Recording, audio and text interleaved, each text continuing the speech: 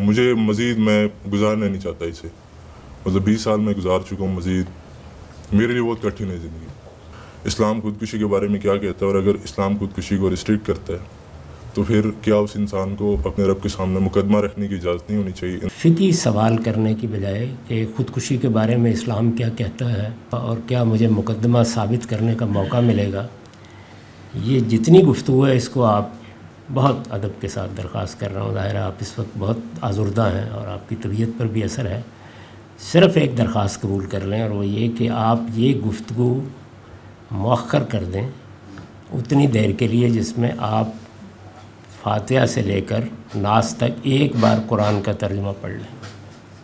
آپ ان کو رو لینے دیں, ان کا دل کا غبار نکل جائے گا اس کے نتیجے میں. جس انسان کے دل پہ چوٹ لگی اسی کو اندازہ ہوتا ہے کہ وہ کس صورت سے گزر رہا ہے.